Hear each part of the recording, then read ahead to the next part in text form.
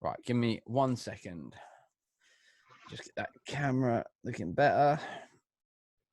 Yo, what's up, everybody, and welcome back to the Adam Marvel podcast. I'm very sorry it's been a couple of weeks since I've done one, but I've been very, very busy. So I've got in a special guest tonight, and I'm very excited to introduce him because I've known this guy a very long time. Even though we haven't spoke a huge amount over the last few years, I've known him for a very, very long time, and it is Ashley from Leadfoot. So welcome, sir. How are you? I'm good. How are you? Yeah, man, I'm doing good. I got to just tell all the listeners out there, we have done no chatting previous to this. I have literally just instantly hit record as he's joined the Zoom meeting because I don't want to miss anything. What I'm learning with these podcasts is if you talk too much beforehand, you miss a lot of the major conversation in the actual recording experience. So can you introduce yourself, dude? Who are you? Where can the people find you right now? And a little bit of backstory, if possible. Yeah, so I am Ash. Have a small channel called Leadfoot TV. I've done things previously within the car scene. So I had a car club called JDM North, and then I had a company called Heavyset as well. And yeah, just been a petrol head from the day I started driving, pretty much. That's cool, man. That's cool. What cars do you currently have? I know you do have a channel, so I have seen what you've got, but just for reference for those that haven't seen. Yeah, at the moment, my main project that I'm doing on the channel is a MX-5 track car, which I've only just started. I've had it about a month now, so still early days. But and then I've had a R32 Skyline that I've been building for about 3 years now. It's a GTS-T. I've not done anything to the engine or anything yet, so I've just been focusing on the bodywork because I bought it. It was a solid shell, like as rust-free as a Japanese car gets, but yeah, the bodywork was really beat up, so it was like loads of dents in it, and the paintwork faded really bad. So I decided to get the bodywork done before I got carried away with the engine and everything. So what are the future plans for that one? Like, what's that going to be? Is it going to be like a show car for you, or a daily, or just a nice road car, I think, that I'll occasionally take on track days and things like that. So I don't really have a solid plan for what it's for. I just wanted one. So. Yeah, no, mate, I'm guilty of just buying cars because I want them without a solid plan anyway. I can't give you any grief for that. You mentioned JDM North. Tell me a bit more about that and what that was. And yeah, so that was a car club that we set up. It must be about 9 years ago now, and basically the idea came from when the cruise kind of scene ended up here. The car scene kind of just faded away, and there wasn't really any meets or like community or anything. So I decided to just set up my own car club so that we could have meets and things, and they just like kind of spiraled out of control. Yeah, man. How many people are you getting go? We were, when it was at its biggest, we were probably getting like 400 cars for each meet. And how often did you host those? We were doing them like every quarter, so like 4 a year sort of thing. Yeah. Sweet. So sweet. And how did you go about getting permission from? Where were you hosting this? Like, where were you? Where was allowing you to have 400 cars turn up? So at first we didn't really seek permission. It just started out, and I think the first place we did it, we had did it just in my local Morrison's car park. Right. Yeah. And I didn't expect it to be as big as it was. I was expecting like 20 to 30 cars, and then I rolled up maybe like an hour before the meet was even due to start, and there was like 100 cars in the car park. I was like, oh God, this is going to be crazy. So, that's cool, man. Yeah. So yeah, I did that for about 8 years, and then last year, no, maybe more than last year, about 2 years ago, I handed it over to my friend Andy. So Andy runs it now. Is it still going? Is it? Yeah, he's still doing it. He's just started doing the meets again now. He did one about a month ago, and it was really good. Awesome. And he got permission, so it was a bit more chilled out and organized. Awesome. So it's kind of funny to me how similar are the lives we've led, but being so far apart in the country. Because obviously, so I've got like a list of questions that I want to talk about and stuff, and not so much questions, but talking points as such, just so we can Yeah. discuss them, because I don't want it just to be like an interview, like, like a job interview. So I'd rather it be a conversation and make it, enjoyable and informative more than anything, because I know a lot of the people that do follow me, and probably yourself, because I'm sure we've got some followers that cross over, Yeah. would love to know how to host a meet. And there's a lot that goes into it sometimes, especially if you're getting cars that are, when they're going to be like 400 to 500 cars coming to somewhere, there's so many things to think about. So like, did you ever have to like do like much with the police, like let them know what's going on, or councils or anything, or was it quite? So eventually, we actually, well, yeah, I don't know where to start with this because not all police are bad. No, not all police are.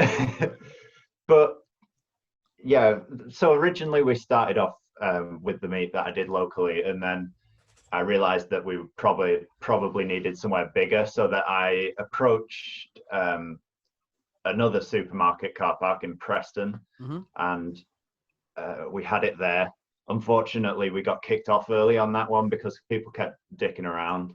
I mean, that for me, I'm going to interrupt you real quick, but the people's behavior is really what makes or breaks a meet, because like, let's not lie. Like we're car guys. We like to see cars doing burnouts and donuts. It's fun, right? It gets your adrenaline going a little bit. You're like, yeah, go on. And like, but the problem when you get people doing that in public spaces that you've got permission to host a static car meet at, that then makes the landlords of those places go, nope, no more.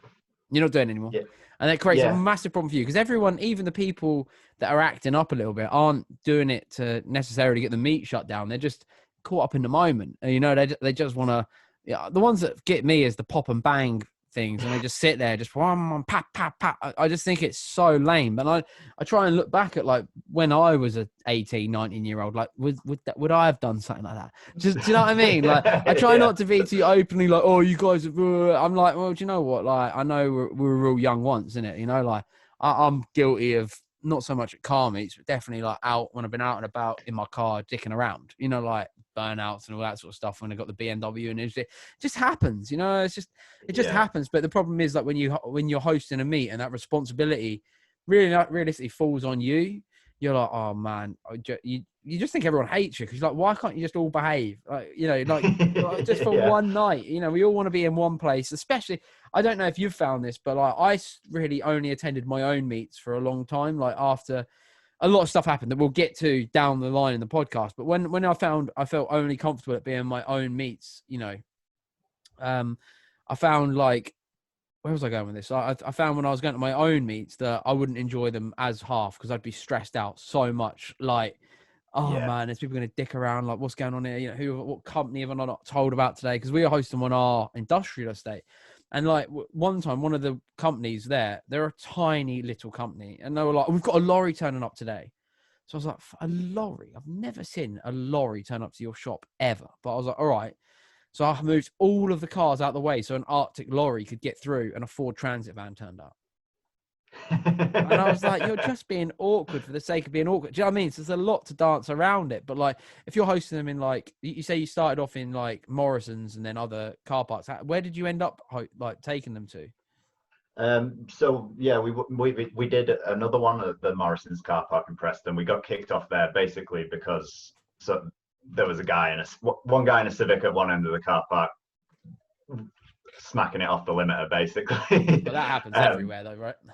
There's always a Civic somewhere. Yeah, I went over. So what had happened is I went over there to tell him ask him to stop. Yeah. And he was like, yeah, that's fine. And then somebody else at the other end of the car park started. I went over there, and then the guy in the Civic started again once that guy started. And it was just like a kind of an endless battle. And then we got shut down from there. So after that, I was like, all right, we're going to have to do something more to try and keep this under control. So then we started doing them at Trafford Park. Okay. Yeah, cool. And yeah, they were a lot better. Because we had a lot of the police would come down and like just do laps of the car park every half an hour or so, which kind of like, it didn't totally stop the dicking around, but it helped massively. It definitely made it a lot better. Yeah. And we did it there for ages until I don't know if you remember, they had a gumball meet there, and some guy crashed a C63 outside Trafford Park in. Do you know what? I don't remember that. Yeah, I think I it was don't a think I saw that. C63. But yeah, they crashed. There was a big crash at a meet, and basically they stopped people from having meets there. Right. So we then had something. Sorry to interrupt again, but we had something. Yeah. I never used to host them, but it was when the Blue Water Honda meets were on. Were you ever coming to I those? remember those. Yeah, they were fucking amazing. But then we had a lot of people that deal in scrap metal turning up trying to do some damage. Do you know what I mean? Yeah. And it was like, oh great, here we go. Like, and then they were never allowed again. But carry on, dude. Sorry to interrupt. Yeah. So after that, I was like, I took a big break from it because I was really trying to find a venue. And then I can't remember how I came across it, but anyway, somebody told me about Alton Park.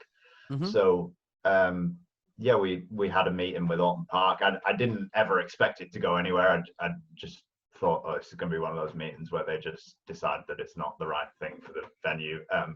And we went there. I was expecting to pay money to rent the venue and stuff, and they were just like, no, yeah, just come here, rock up. We'll fence an area off for you. And oh, epic! Yeah, it was awesome. They were really, really nice, and they were helpful. So yeah, we did it at Alton Park after that, like pretty much every time, just because it was so much more easy to organise. Yeah, that's awesome, man. Yeah, and then I think we did one more in Manchester after that, and then I just took a break for a while, and then handed it over to Andy. So yeah, cool. Because like you say, when you're doing it all the time, you don't really enjoy them. You can't get around, man. The problem I have with mine, and I do not want anyone to think that I dislike hosting my car meets, because they are one of my favorite things that I'm still able to do with my 621 brand, right? So as this podcast goes on, because me and you have a very similar up and down within the car industry, within the aftermarket car industry and all that. One of my favorite things to do is still host car meets, but because I do have a little bit of my brand behind me, and people, when they come down, I understand what it's like. Because when I go to car meets, for instance, I'll use one as an example. I'm going to flex a little bit, but like when I go to the IBAC Honda meets over in America or anything like that, I'm like, oh, I want to pick up a t-shirt to show that I was here. Do you know what I mean? So a lot of people come down and they want to buy a 621 t-shirt, and then obviously, as it being a company as well, I can't turn business away. So I have to have my booth out. And then I end up spending my whole day stood behind my booth, and I don't get to see the cars at all. And then I'm kind of just sat there waiting in the evening for all the media to be posted. So I'm like, oh, I can finally see what cars came to my meet today. So I feel like I'm there, but I'm not. I feel like I'm kind of just sat at my booth, just, do you know what I mean? So like the one we had recently that I didn't actually host, and I purposely didn't host it so I didn't have to have my booth out. And I let another local, like Honda group of enthusiasts, Honda Evolution they're called, I let them host the meet, and they did all the organisation. They did all the ringing around the companies to say we're having a meet. And I just turned up with my Civic, and I just parked it up and just wandered around and did photos like I did 10 years ago. Do you know what I mean? And it was like, oh, I enjoyed this so much. Like, I loved it. I was like, wow, how can I do this where I can host a meet and still enjoy it to the absolute fullest, but still be able to make some money at the same time? Because obviously I run a business. So it's like, how can I juggle all of this? So that's something I'm definitely going to have to kind of get figured out. But I think at the minute with COVID and the new laws they're putting in with fines, that seems to be how the government deals with everything. Illegal, you pay money. You know, it's never like, I don't know. I don't know. I don't know how we're going to be able to host any relatively massive car meets over the next 5 to 6 months. I think that we managed to get lucky, obviously, with this little ease up. You know how they gave it a little ease up. So everyone was like, let's host stuff. And now they're kind of going, no. And it's like, well, okay, we'll just have to wait and see, because I'm not paying no 10 grand fine. Do you know what I mean? Like, no. So yeah, I've been obviously, mentioning it a little bit so far, but do you want to tell us your history within like the car world, and how you ended up starting up your previous brand that obviously I know about, but the listeners may remember when you mention it, because you dropped the brand completely, didn't you, from all of your tags and everything. So if you don't mind going into that, that'd be cool to talk about, and I can then talk about some stuff on my end too. So I started it really, really young. So I'm 32 now, I think. something like that. You're still young, mate. I'm 31. We're still young. Yeah, and yeah, So we need to mention the name real quick. We haven't even said what brand it was. Oh right, yeah. So the company was called Heavyset, and it primarily dealt with like silicone hose kits. Once it got up and going, but it originally started when I was maybe 17 or 18. I was an apprentice mechanic, so I got paid absolute peanuts. I was on like 70 quid a week, and I basically just had to do something to make more money because I couldn't even afford. Like I spent half my wage getting to work, so. That's crazy. I ended up... How they can pay someone £70 a week for a full week of work is absolutely criminal. Like I genuinely can't. I can't believe they're allowed to do that. Like I just can't believe it. I think it has changed now. I'm not sure. Has it? Yeah, I think so. Yeah. Okay. But yeah, so I ended up having to like figure out another way to make a bit more money. So I started breaking Hondas it started off with a Honda Prelude that came in as an MOT failure, and I started selling parts off it. And I was like, I had all these people from America messaging me, like, I'll give you $200 for the fog light. I was like, this is ridiculous. Why are people wanting all these parts for so much money? So I was like, there's something, I've got something here. So I started breaking a few more Hondas as to get a bit more money on the side. And then somehow from that, I stumbled across how much parts were on eBay, American eBay, for Hondas compared to UK eBay. And I started bringing exhaust manifolds over in bulk that I'd bought on American eBay, and I was just selling on English eBay because the exchange rate was so good. Gone are those days. Yeah. The good old days.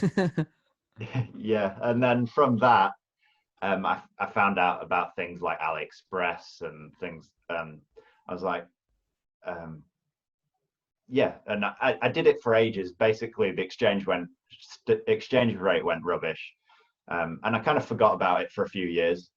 And then my friend Ben was like, "Why did you never do anything more with that,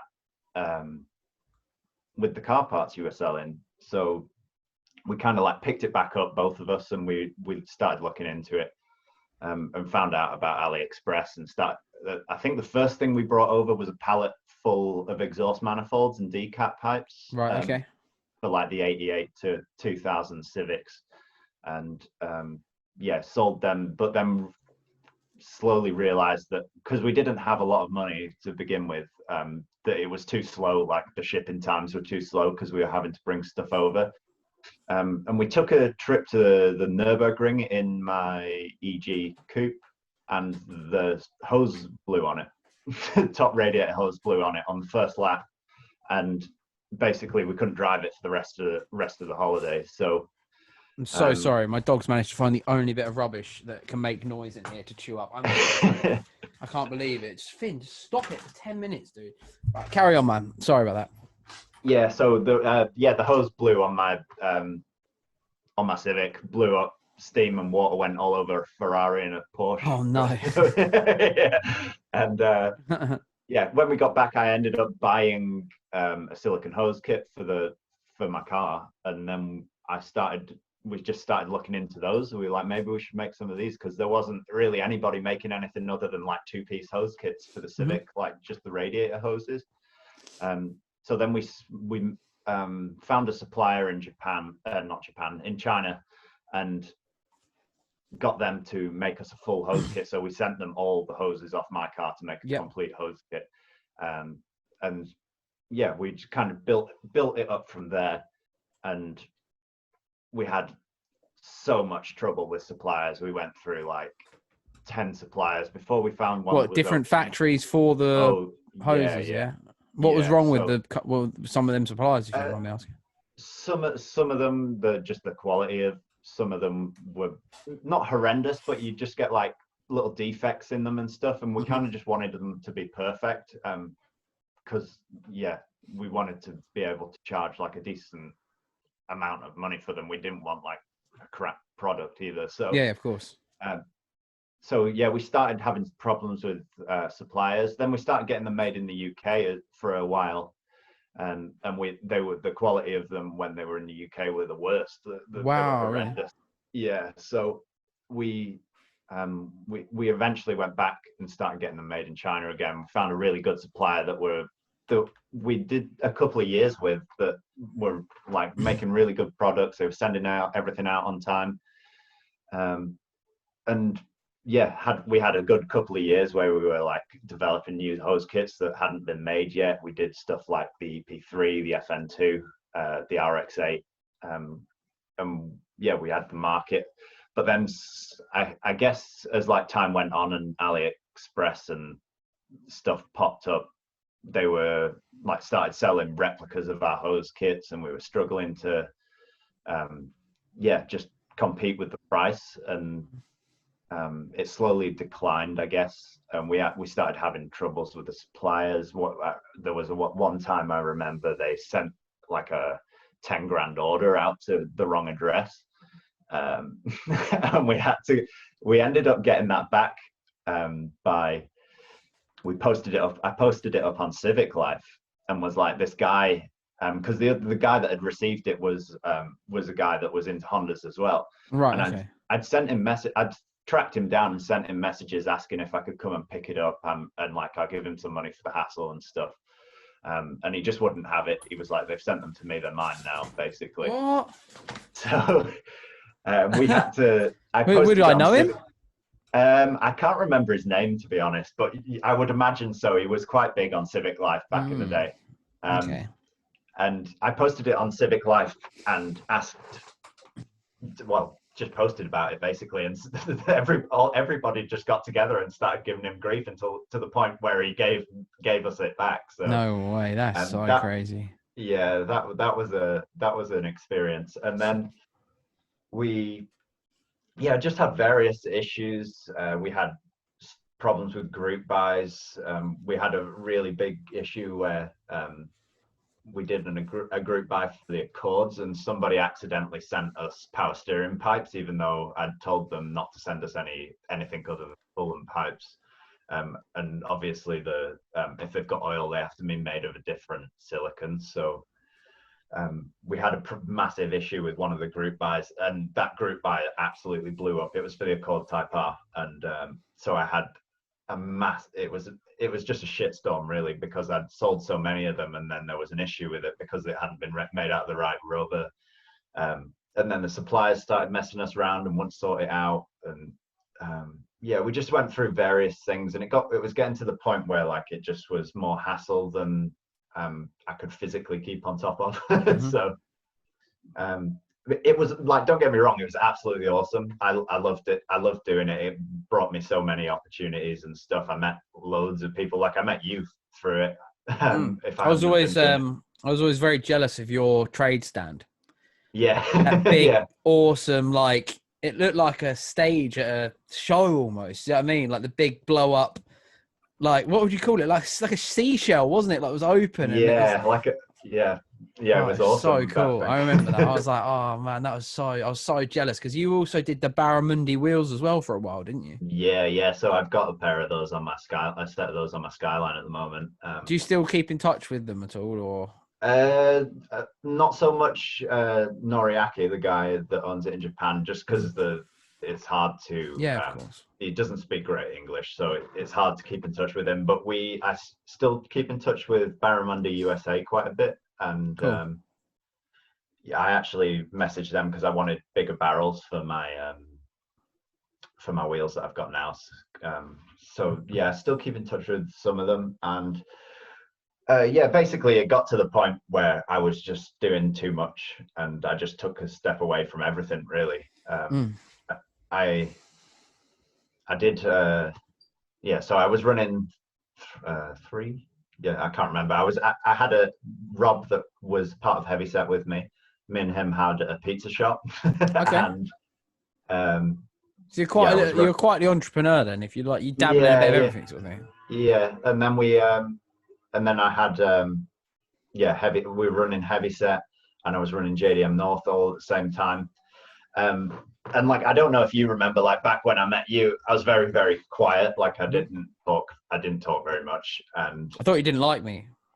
Yeah, I was so I was very, very nervous, like when I was running Heavyset. And basically I kind of went through my whole life like wondering what was wrong with me. Like I would almost always avoid like not confrontation, but like talking to people. Like social situations type thing. Social situations. Yeah. And I was just petrified of them, like really nervous. And I knew it wasn't normal, but I didn't really know why. And I'd tried on like to get over it, but I knew that it was like one of the major things that was holding me back while I was running Heavyset. Like the other businesses that I had, it didn't really affect too much, but Heavyset, it was a really big issue. And yeah, basically I decided, I got to a point where I was really struggling with everything. I was just everything was getting on top of me. So I just went and tried to, like got counseling and stuff, and found out that I had borderline personality disorder. Okay. So I was like, I'm not in the right mindset to deal with all this right now. So I just decided, I just gave in everything basically, and just was like, I'm going to take a break, sort myself out, and just do what I want to do rather than trying to balance all these businesses and just not have any life really. I was just struggling with everything. So I gave up. We just gave up Heavyset. We didn't do anything with it. I handed JDM North over to Andy, and the pizza shop, I sold my share of the pizza shop to Rob, and I just went and got a job. And I was like, I'm just going to figure myself out for a bit and just do what I want to do. And that was kind of why I started YouTube, because I was like, if there's any like one thing that I'm not good at, it's talking. So I did YouTube. I was absolutely petrified when I first started it. Like I probably was the last person you'd ever expect to start a YouTube channel. But it was just like an attempt of trying to get over that initial fear of like, just communicating with people. So yeah, that's where the YouTube channel came from. And I never expected it to even ever grow or anything. Like I did it for maybe the first year and nobody even knew I was doing it. Like none of my friends had a clue that I was even filming videos. Were you not sharing it on Facebook and stuff then? No. Was it literally you're just uploading and leaving? I was just uploading, just leaving it. Yeah. So I did not. I actually have a second channel, and I do okay. I have promoted it a tiny bit, but like I upload on that very irregularly. I do a car news show, and and I don't publish that anywhere. So I no longer put them videos on my Facebooks and the car groups and all that sort of stuff, because I want them videos to grow a natural audience. Does that make sense when I say that? Yeah. So it being like a completely, people are there just to get their little fix of news and then go, Yeah. And I can do like carry-ons of stories and stuff. I'm really going to be pushing that over winter a lot, because I've filmed one today and uploaded it, but I haven't shared it at all. The only place that I share it is on my community tab on my YouTube, my other YouTube. So I just go, yo, new car news videos up. Do you know what I mean? So I get where you're coming from with that. Like, I'm not one of these fully brute force over marketing YouTubers, like I just do my one link here and here on my main channel, and then that's it. If the video doesn't take off, I'm like, well, obviously didn't capture enough imaginations, on to the next one. So so like the first year I just didn't even do anything. And it was funny because once I started like getting the confidence to tell people that I was actually doing it, they were like, yeah, we know. Oh, cool. Cool. And just nobody really spoke about it, and I was like kind of petrified about like what people I knew would think about it, and that was kind of the main fear. So once that I'd got over that I was just like went all in really, and then just started creating as much as I could. And do you still enjoy it? I love it. Yeah. I really enjoy it. Yeah. So cool. I see your micro videos. I'm on your channel now. Your micro videos did pretty well. They did. Yeah. Like they were obviously capturing the micro crowd quite heavily.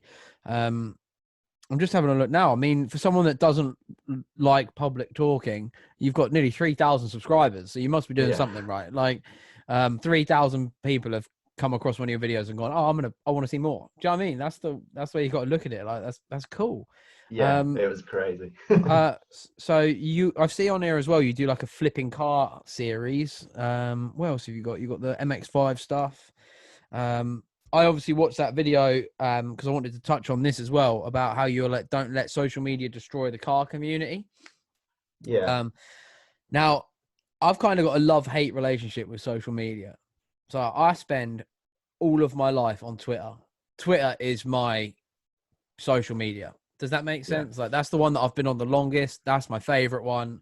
I love that they don't limit your posts, like, so whereas YouTube, Facebook, Instagram, I don't even know, like any of like the big ones that you can think of. If you have an audience from back in the day, so I've got a Facebook page with 50,000 likes for 621. And that was when you would get your organic, go out to all the people that likes it, then they'd like it and share it. And then more people would come in. And like, I was definitely very lucky to be in that generation of Facebook user because now if I post a picture to 50,000 people and 120 will see it. And then it'll be like, boost this post. And then I might boost a post once in a while and I'll pay. Basically what I'm doing is I'm paying to get my people that have liked the page to see it. It will then go, oh, this post isn't doing as well. Maybe you should boost this post. It's all a money factory for these guys. You know what I mean? And fair enough. Like, it is what it is. Like, but it's also killed off a lot of it. Now, I feel like I can't hate it too much because without social media, 621 wouldn't be what it is. It for me, 621 is a social media based company for the most part. Especially now, I don't hold really any physical stock. I'm very much an online retail store now. And I watched the video and I get it because when 621 like grew like as a blog, ridiculous. It was like, holy shit. Like I remember I said to my mum, I was like, Mum, I've had 70 people look at my post. And she was like, wow, you've had 70 people. Why would 70 people look at anything that you've written? Do you know what I mean? Like, because I failed English at school. I was terrible because I was passionate about writing about cars. I found my niche for it. And I was like, yeah, I love this. And I just went hard in it because my 621, I was trying to be the UK's version of the Chronicles, Joey Lee, like back when he was like the Honda blog. I was like just trying to be the UK's version of that. And it was easy for me because I just loved it. I would do free photo shoots and then I kind of got into this little like work mode of like, what I'll do is I'll sell the photo shoots to a magazine. And then when the 3-month period where you can't talk about it is done, I'll then post that on 621 as well. So I was making money out of it and getting like after a year, like I was getting crazy amounts of hits per day to where like magazines would ring me up and be like, hey, do you want to put a 621 sponsor page in our magazine? And I'd say, well, how many subscriptions do you have? And they're like, oh, we have like 8,000 monthly subscriptions. And I was like, okay, well, I get more than that a day. So do you want to put adverts on my website instead? And it'd be like, that would literally be what I'd say. And they'd be like, oh no, we don't really have any budget. I was like, well, with all due respect, I don't really want to give you £1,000 to get what I get in a day.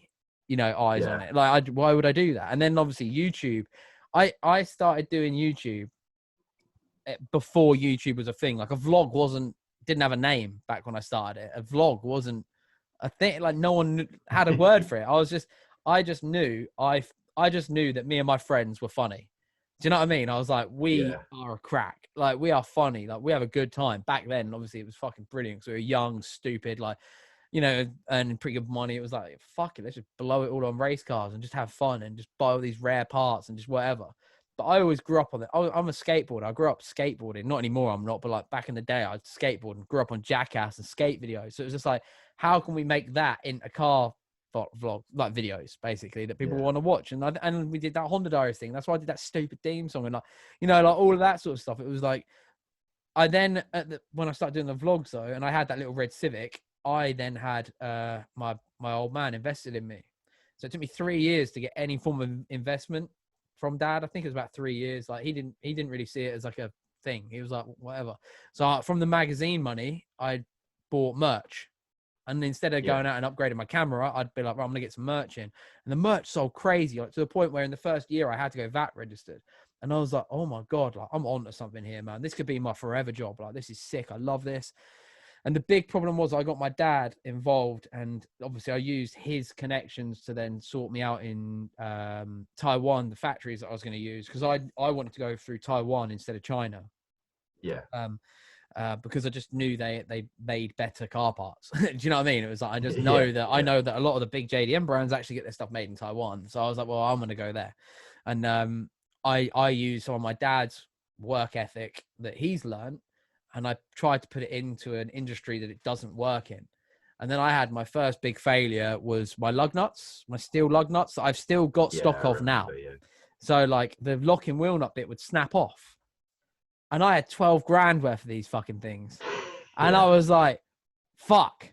Well, I can't sell these at all. Do you know what I mean? So I had to sell them as track only for 20 quid when they were costing me like £50 to have made.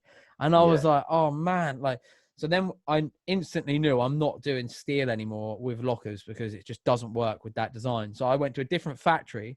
I don't know if I can say who it is, but they were a massive factory that make for one of the biggest brands in the world. And I went to them for my lug nuts, and the product become amazing. But I was selling them. So I was buying them in at like £60 for the gold chrome and the neo chrome. And I think I was buying the matte coloured ones in for £50 or £42. It was £42 and £52, something like that. It was only £10 difference. But then I was only selling them at £69.99 and £79.99 for something that I was putting such a huge outlay in. I was making like 20-something%. And like when you know, if you're buying in bulk, you want to be making 50, 60, 70% on products so you can carry on the investment in going, right, we're going to make new products. We'll pay for the tooling. We'll do that. And like that lug nut stuff, I did them out of like it was more like because we were making them out of the same brand material alloy, the same grade alloy that Rays were using on theirs, but I was selling them for £100 cheaper than Rays.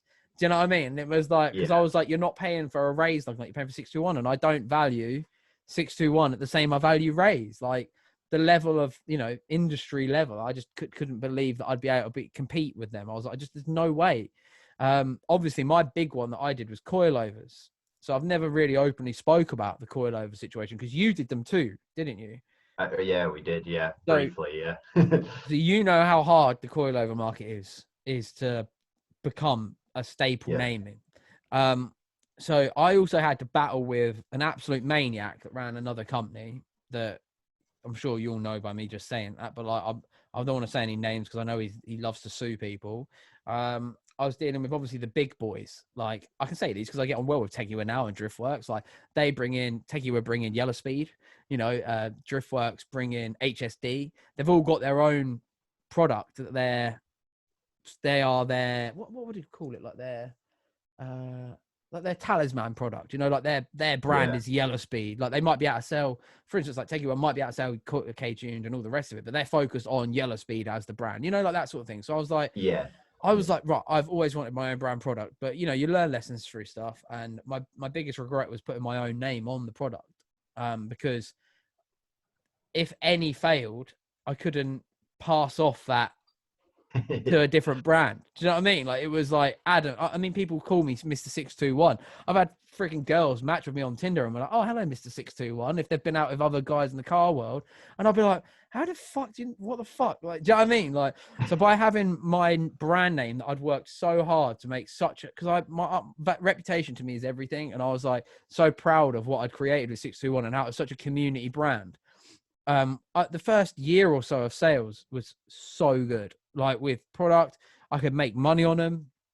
I was making money on them, you know, like the company was doing really well. And then after like that year warranty runs out, because I'd put them as 621 brand, and then if stuff would start going wrong, like all coilovers fail. There is no coilover brand out there that can say they've got 100% pass rate over a year. I bought a very expensive set of coilovers a few years ago, and they lasted 3 months. So even the big names will have issues, and that's why you get a warranty. I offered a 12-month warranty, but the problem I feel like I had is because I was so involved in the community itself, and I still am to an extent, not as much as I used to be, but I definitely was that was my life. Do you know what I mean? Like civic life, all the forums, like making sure everything was perfect. You know what I mean? And my YouTube channel, and I was trying to make it like a community thing. So I'd always go to car meets and film their car meets and stuff. Like I felt like as soon as that wore off, people thought like, oh, I've bought coilovers off Adam, so Adam will sort them out. We're mates. And I'd be like, well, you might be my friend, dude, but you've bought a product off me. So can you email sales at 621? Because this is at the time I had employees. I'd be like, one of us will deal with it. And then without them doing that, they'd just be like, Adam won't sort out my product. Fuck 621. The coilovers are shit on their Facebook or on their Instagram. And I'd be like, what the fuck? I remember I had one, and this guy, basically, we had a batch. So our factory bought in the bottom cups from somewhere else. Now, my factory was not a shit factory. I hand selected this factory. I visited it. I went every time I went to Taiwan. We'd sit and do redesigning of stuff, and we'd be talking about how we can make them better, what needs changing for the UK market, and all that. Like I was really heavily involved with it all. But they bought in the bottom mounts for a set of my orders because they were so busy with other orders. They bought in a set instead of welding them up themselves, and the welds failed. So I had a batch of EK coilovers where the welds failed, and one guy fitted them, and within 24 hours the weld had failed. And I at this time, when I realized the welds were failing, I stopped buying them all completely. I was like, I am not working with you anymore. If we've made this mistake once, it could happen again. I just can't risk this for like my own sanity. And this guy and his little Scottish friends, like I was on holiday. I was in Florida at the time of all this going on. I was in my house in Florida on holiday with my dad, and hell broke loose because a few of his friends decided they didn't like me anymore, and they made it their personal vendetta. Even now, it would not surprise me if he comments on this, that one of these idiots is a fucking dickhead. And so they made it their absolute goal to like ruin my life. That was what it was. But this guy, I replaced his coilovers that he paid £500 for, 621 coilovers that he paid £500 for, because I was doing them on special offer when he bought them. With a brand new set of yellow speeds that ended up I'm not going to say how much they cost me, but they cost me more than that because I have to buy them off Tegiwa. You know, they are the main distributor and I'm a dealer for them. So I had to buy them. So I lost money, and I had the other set picked up. And that was the first set that really was like the big one where the guy wouldn't just deal with me because he got what he wanted off me, a brand new set of coilovers from Yellow Speed. And then he and his friends still decided to pick me apart. And I was like, how much better service could I have offered you there? Like, really, like I've replaced the product without even having mine back first. I've sent you another set of coilovers at my own money because I'm not getting these refunded by anybody. You know, these coilovers land on me, these 611s. If I had a set of Yellow Speed fail or a set of BC Racing fail, I could go to their distributors and say, yo, these are failed. I want our money back because I've had to supply something else because I've lost faith in your brand. Does that make sense? So I then had to replace. I did it out of with the EP3 and DC5 as well because we had ones of those fail because they were our own design. And once again, the factory subbed out the arms. So where they were attaching would snap.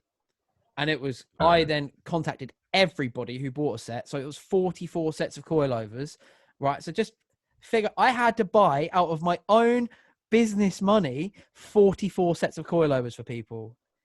And then I lost not just the profit out of them 44 sets that failed, but the price I had to buy them for as well. Because at that point, I weren't dealing with the factory anymore. Because I decided when they went wrong that they weren't going to deal with me anymore. They were like, because I was basically saying I want my money back. They were like, well, you're not getting it back. And that is where I just had to take a fat L. And that like ruined everything for me. That was like, it wasn't even that the product was bad. It was the factory subletting out one part of the product, because I still run my 61 coilovers on my EG now. And I was going around Snetterton the other day against cars on Tyne Springs and BC coilovers and other, all these other nice coilover kits. And I am keeping up with them in my 1.6 Civic. So the product wasn't bad.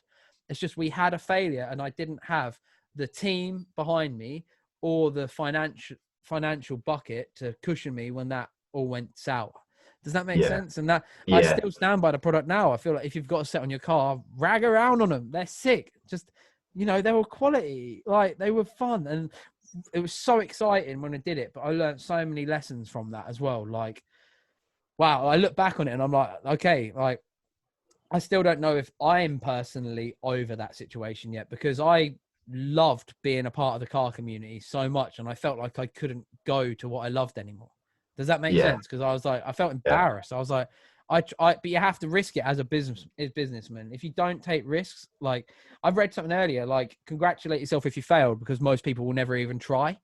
And it was like, it's the only way you learn, isn't it? Yeah, So. I tried and I learned, but now I feel like I could be in the position where in the future I actually know if I wanted to set this up for somebody else, or another company came to me and said, like, because what I do for a living is product source in China and Taiwan. So I have the ability now to say I had 5 years dealing in car part manufacturing, which how many other people can say that? Do you know what I mean? Like realistically, like I did it all myself, and we had a really successful brand for a while. And if I had the finances and the team behind me to do it, I think I would do it again. But I think my big problem is I don't ever want to risk my own name again, because it was so hard having like clicking on Facebook and seeing everyone like. To be fair, not everyone. I had a lot of people supporting me as well. Very much kicking off with this guy saying you're being bang out of order here, man. Do you know what I mean? Yeah. Like, it's so soul destroying as well when you've put so much time and effort into it. Like when we did that Accord Type R group buy on the hose kits, like it was an honest mistake. The guy that sent me them didn't realize that he'd put the power steering hoses in, and obviously I didn't realize, because by the time I've got them, they're just a bag full of hoses. I don't know where they've come from or what part of the car they're off. And then we obviously sold like 50 sets of them on the group buy, and we had to sort the problem out out of our own pocket, because obviously it's not the factory's fault either, because we've not told them that they need to be made of a different material. So yeah, it's so difficult. And like I loved my period of selling car parts with my brand on, like it was sick. Like I even look back now and I still have a load of my wheel nuts. Like I kept a color of each, but I've used them all. Like I haven't been like precious with them and like kept them on a stand with them. I've been using them because I'm like, they were good. So let's get the use out of these things. And I've kept them all for the next project. I'm like, they're good. Like on my Civic, I still run my lug nuts. I still run my coilovers for now. I might upgrade them at some point to something quite expensive. Just as that car progresses, naturally, it'd go from twin tube to get a monotube set, because that car's never going on the road again. So I can make it an out-and-out track car now. Whereas the twin tube ones that I opted for were great on the road as well, because they're much sturdier. Like the actual tube, for actual like shocks leaking, I never had one fail in the first 12 months. Ever. So like it was like maybe I had one, but that was a guy admitted he hit a pothole really, really hard, and he was like, look, I'll even pay for it, tell me how much you want. Like he was so honest. And like I might be wrong with it because it was a long time ago, but like I never, not that I can remember having any go wrong, but it was really difficult. And that's why like I take my hat off to Tegiwa and Driftworks and everybody else that's managed to be successful, because I'm sure that they've had their issues, their teething problems. Everybody knows Tegiwa's have their issues, because the Civic Life and the other forums used to just destroy them, didn't they? But they never did anything wrong. It was just I tell you what that was, and it's I feel like they got lucky when they were growing, because it was just forums that their names were getting slandered on. So it's only stays within them small groups of people, and then even then you'd have people still buying off them. Like, let's not bullshit. You might be like, yeah, fucking, what did everyone used to say? Teggy wank, didn't they used to go, yeah, Teggy wank. But like, then you'd be like, oh, I need some fucking oil for my car. Fuck it, I'm going to take it. Do you know what I mean? Like, it was so fucking ridiculous. Like, and I used to have it was like jokey beef with them more than anything. And I then bought a Jap Show, one of their intakes. Like, I basically said, like, I was always joking with them, like, no, I only buy JDM parts.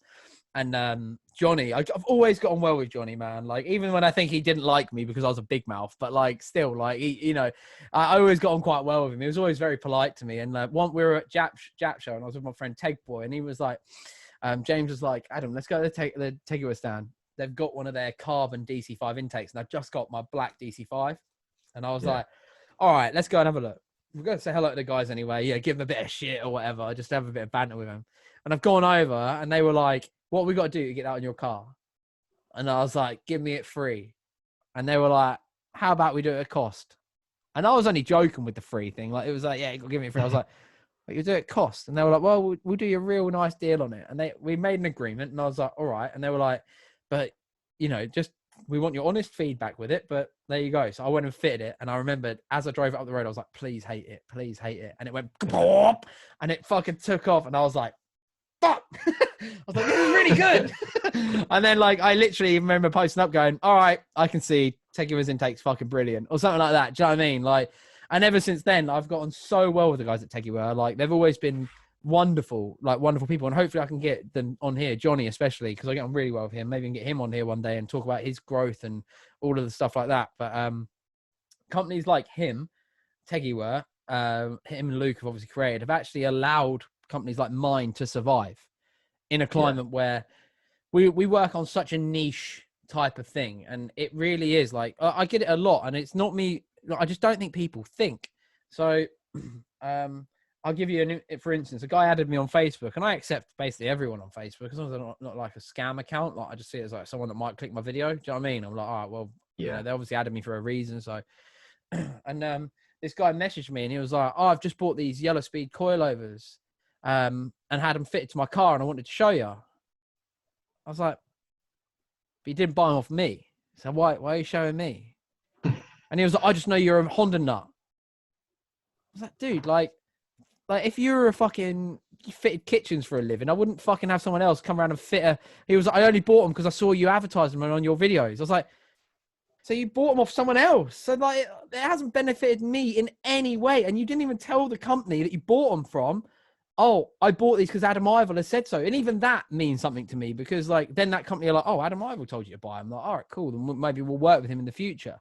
Do you know what I mean? Like, and I was just like, this guy, I was like, dude, I don't want to sound like an arsehole, but it feels like you're rubbing it in my face that you've bought these off somebody else. Like, what are you trying to do? Like, fuck me off or something? I don't get it. Like, cool, your car looks nice, but I don't know. Like, I don't know. Like, and he was like, oh, I feel really bad now. I didn't even know you sell them. I was like, you obviously did, because in every video I go, hey, look at these yellow speed coilovers. You can buy these right now at 621. Do you know what I mean? Like, and I was just like, man, like, you know, like by Tegui were offering all these, and I'm not, I won't talk bad about them anymore, because like, they really have helped me. And like, Johnny's a great guy. Like, and so is Luke. I've only met Luke a couple of times, but like, they've really allowed my company to survive, like Tegui, Driftworks, all of those companies that will allow me to just buy products off them instead of having to stock it myself, because I can't compete with them.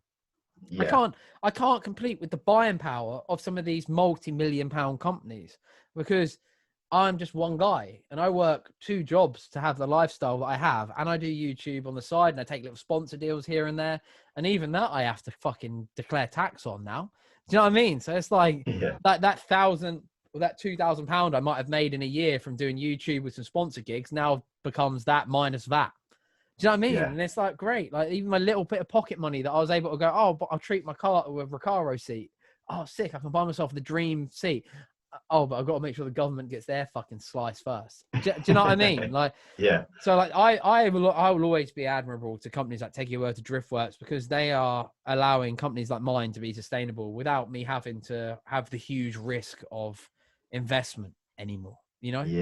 And even when we were starting out, they were relatively small back then. Like, the amount of stress and grief they must have gone through to get to where they are now. And it's admirable. It's admirable. But the only gripe I have, and this is not with them, it's with customers that aren't me, that aren't buying from me, but they'll like, maybe I'll have them on Facebook, and they'll come to me and be like, Tegui, we're doing this price. Can you beat it? I'm like, well, I can match it, dude. And he's like, well, fuck it, I'll just buy it from Tegui then. And I'll be like,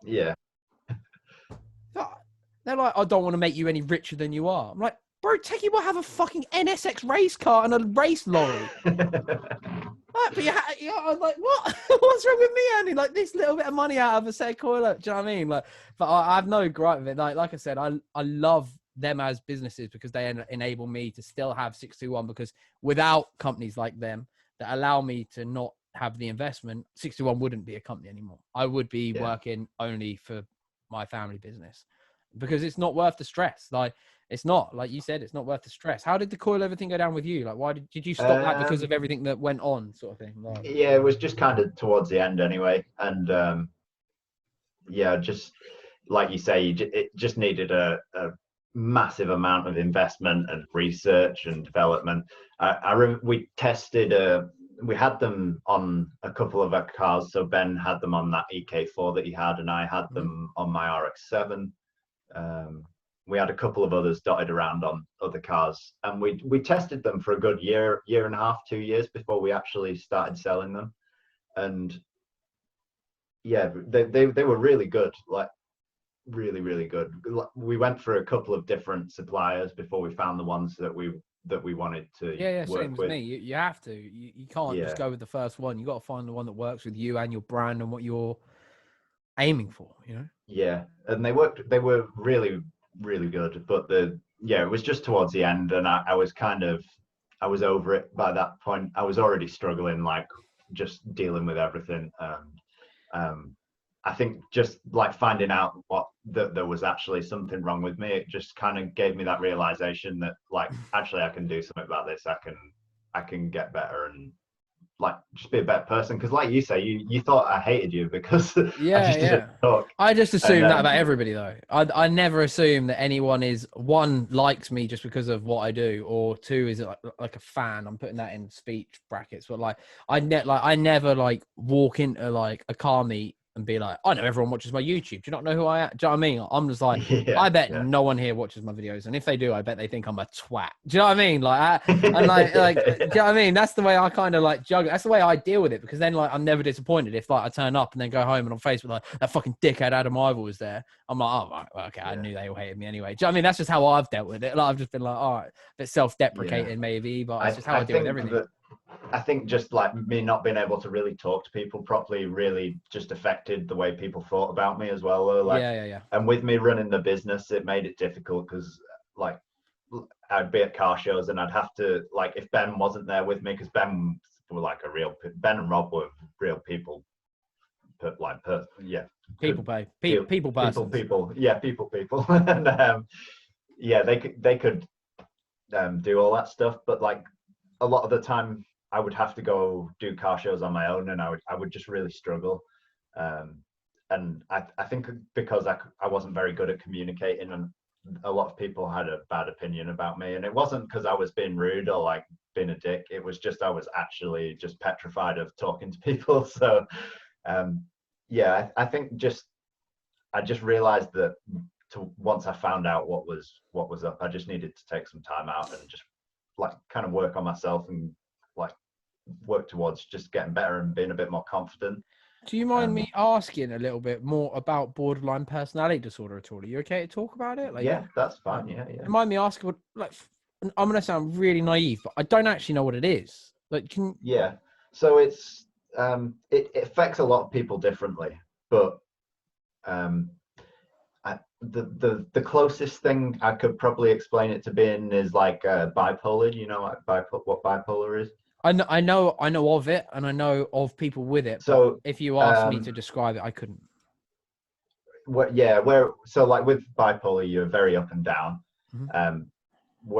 But when with my borderline personality disorder, I go through longer periods of just being really, really depressed, and I struggle to get out of it. And I had like major anxiety.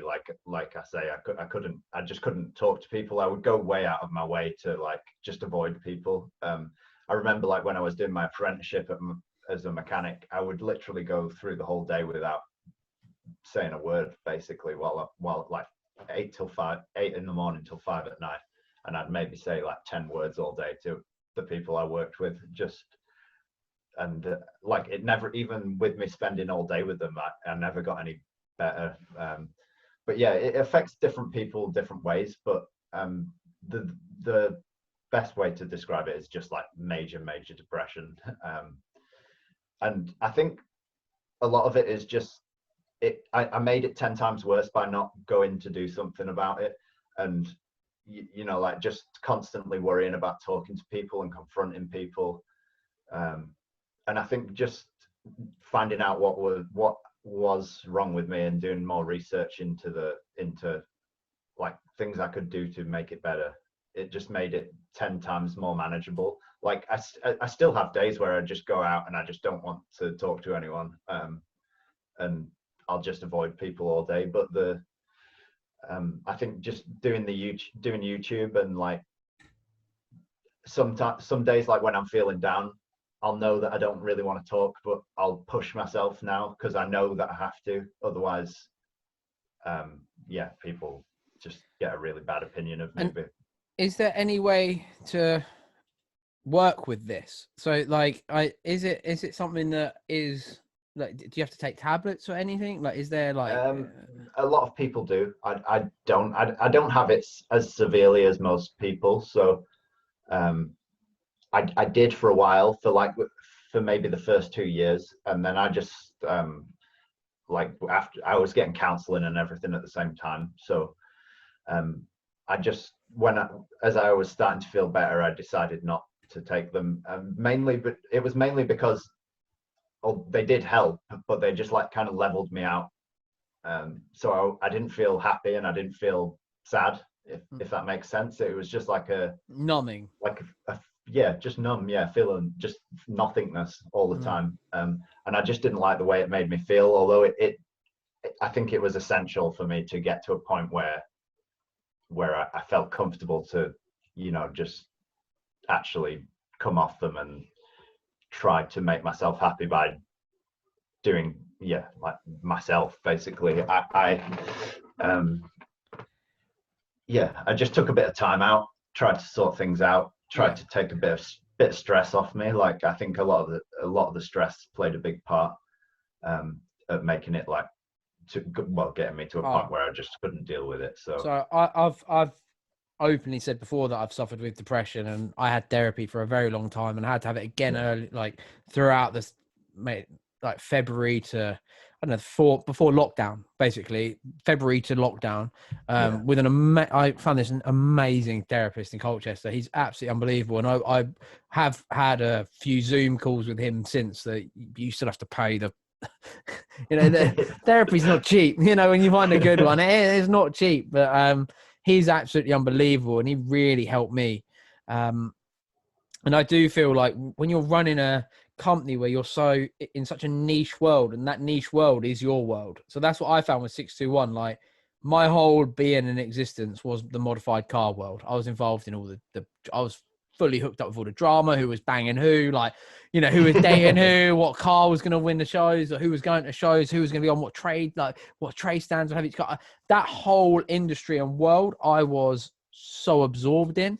And I feel like when things started going wrong in that for me, and I didn't have my world to escape to, I felt lost, and like I crashed and burnt. And that's why I think I went dead silent on social media for a while. Like I stopped doing the 61 stuff. I didn't even mention it for a while. I was like, I didn't stop doing like stickers and the merch. I called off all of the parts, and I did all of the parts at cost price just to sell them, that I had. It was just like a big end of line sale, like giving it a shot. Like I feel like I had my goal was to try and be like the UK Skunk too. That was always my goal, was like, I want to be like them. Like, and I feel like I could have made it if I'd had the right team and the right investment and the right, marketing and stuff, instead of solely relying on me. I was like, I'll advertise it through my YouTube, my Instagram, my Facebook pages. It'll all be on me. So like, if I'd have known more about paid Facebook marketing or influencer marketing as such, and maybe I could have gone, "Oi, Lee Lockwood, you're building a Civic. Here's a free set of coilovers." Do you know what I mean? Like the one I actually did was Danny DC2. I gave him a set of S2000 coilovers, and he ran them on his S2000. And he was always like, not the anti 621 guy, but he was always a skeptic. He was like, I don't really know how good these are going to be because you make them. I was like, it's not just me. Like, I work with a factory, a team of like actual engineers that make these. And then he got the 621 ones and he loved them. He even put up a post on Facebook and Instagram. I didn't ask him to, and he was like, I'm actually really pleasantly surprised with these. Like, I thought I was going to dislike them, but they're actually really solid bit of kit, and that to me, I was like, that was really cool. But if I'd have known back then, by just doing stuff like that would help so dramatically. That was it. I lived all that through the beginning. There was no the thing is, when we started, an influencer wasn't a thing. Like No, it wasn't. I there was was an famous people, influencer. and then I was about as much of an influencer as you could get, really, in the car scene. Do you know what I mean? Having my blog and my Instagrams popping, and then Danny DC2 started doing well. So, like, luckily for me, he was my mate. Do you know what I mean? So, I mean, we had a little bit of like, it worked out really nice for both of us, really, when we went for a little spell of like beefing on each other. I don't think it was ever real beef. Like, I never hated him, but like, I'd always take the piss out of him, and it'd always take the piss out of me, and our audience would come back. My views were going up just because of that. And then he decided to basically call it quits, and mine went wrong too. Like I found that, but yeah, it's been a real interesting roller coaster. But for now, like, I don't know. I mean, would you go back into like with Leadfoot? Are you going to be doing like anything? I don't know. I think one of the main reasons that like I just decided to totally stop with a lot of the car stuff is because it's my escape, really. Like being like just going to a track day or a car show, it's just like my way of unwinding. And I think when I'm so heavily involved in it, like with the car parts and the car, like running a car club, it really drains the love out of it a little bit for me. Oh, massively. I can completely sympathize and agree, and I say I lived through that too with it. And I think that's why I don't host as many meets as I used to, and why I don't even go to like other shows and meets anymore, because for me, like, my little escape now, and I think this is why I don't film everything for YouTube. Like, so I'll go down my unit and work on one of my cars, and I won't film it. So it'd be like the E36, or I'll be tinkering on the Civic or something. Do you know what I mean? Like something where I'm like, this doesn't. My YouTube channel is not popping enough for me to be able to get away with doing shit videos. Like, you know, if you're like a big time YouTuber, I can remember one time, I won't say who it was, but I watched a YouTuber change the light switch in his garage. And I remember watching it, and I was like, what the fuck why have I just wasted 20 minutes on this? And it was just him walking around his house talking, and then he changed the light switch, and I was like, right, okay. And he was one of those, he's the type of YouTuber though that can get away with going, so this is a water bottle, and what you have to do is unscrew the top, and then you have two things, and you take a sip, and then you put that back on, and you do that. And that's how he does his stuff. Does that make sense? And it's like, people will watch me like, oh, I'm so glad you told me how to do that. I would not have known how to do that without you telling me to do it. So like, he was telling everyone how to change your light switch in your garage, and I was like, I don't give a fuck about this. Do you know what I mean? And I was like, if I posted something like this, no one would watch it. Like, no one would watch it. And I was like, you just get loads of abuse for doing it. Yeah, but I'm not big enough or entertaining enough, I guess, for people to click on the next video after doing something like that. I think with smaller channels, because I still consider myself a small YouTuber, I am not getting the big money views. Like, I know it looks like, from where I was in your position at one point with 3,000 subs, getting 500 views for 1,000 views a video, I'd be like, you know, I'd be like looking at someone like me with 60K who gets like 5 to 10K a video and be like, wow, I wish I was getting that. But now I'm here, I'm like, man, I feel like I could be doing more. Do you know what I mean? Like, I feel like the numbers don't justify what I'm putting out. But I posted on my community page the other day saying, like, what would you, and I just got some feedback from everybody, and I get it. Like, I get people want a story of one car, and like some guy, I'm gonna read out what one guy said, because it annoyed me a little bit, because like, I wish you were judged on where you're actually at. Does that make sense when I say that? Because this guy commented going, I'm gonna have to go back a bit because I've just started up this membership thing so people can actually like see stuff exclusively on here now. But let me find it. It was something along the lines of, okay, I can't actually see it. Oh, here we go. It's quite lengthy, so I'm not going to the whole thing. But it was like, for the one thing I find with the UK automotive channels is they're so slow and hard to get into. Slow to push out content, boring basic builds that go on forever, that should be done in a week or two, but get dragged out over a year or so. So I'm not going to read the rest because it's like a lot of shit. But like, this is the problem with people like, and who I love, the Hoonigans, Adam LZ, TJ Hunt, you know, the B is for Build, fucking the Goon Squad. You watch all these channels that are making thousands and thousands and thousands of dollars and pounds every month, to the point where they can do a new build every month. If I was making 20 to 30 grand off my YouTube channel, I could buy and build a K-Swap Civic. I could buy and build a Skyline, not a GTR anymore, but You know where I'm coming from. Like, Yeah. you know, I could buy and build a fucking anything like that. That's why they can get them done in a month, because I could buy a fucking car, buy all the parts I need on that same day, wait for them all to turn up, do the introduction video, and then every day have a part fit. Let's get it mapped. Let's go on a track day. Yeah. It's a And warped the thing reality. is, sorry. Right, no, it's just The a thing, warped reality, isn't it? You know? yeah, the thing is as well, when they're at that stage is like they have all the crew with them, so like they have people to work on the cars and They have just actual units. Like, I know I've got an actual unit and I'm very lucky, but I don't have a ramp.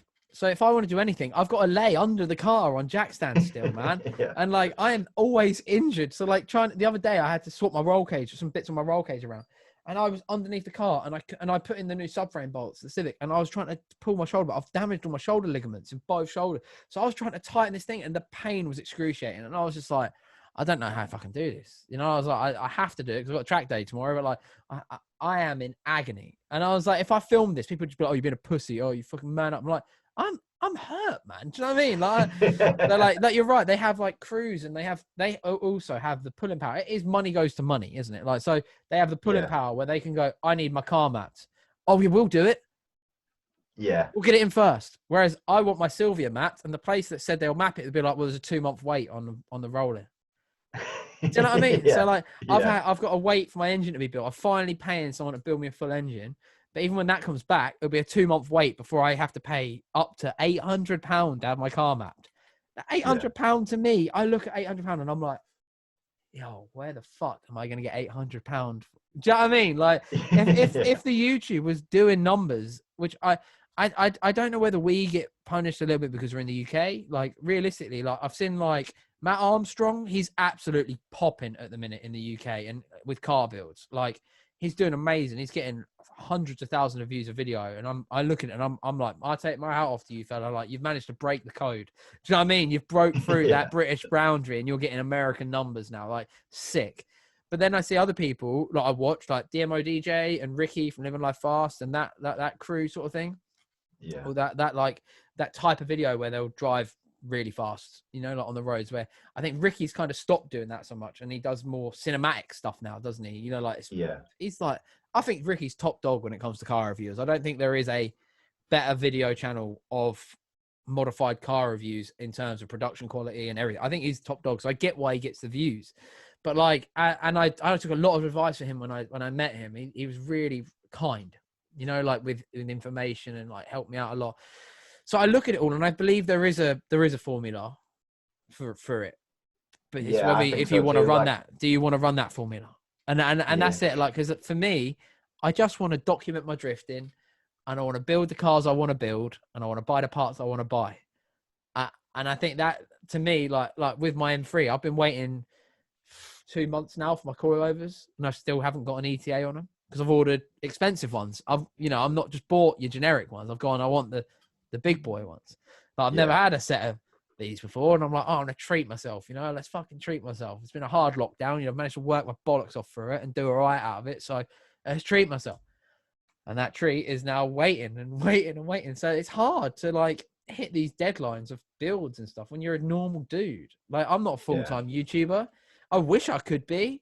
I wish, like I said, like I was making enough money from it to be able to be like, I can pack it all in and just work down my unit every day and let my dog run around and not sit in an office.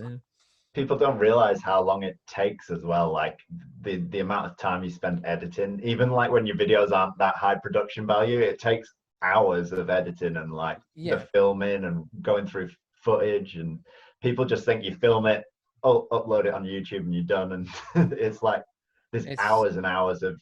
There's a lot more to it than meets the eye, but I am not complaining. I want people to understand that I am fully ready and I've always been like this in my whole life. I am ready to earn my way, right? That's how I am. I'm ready to earn my way.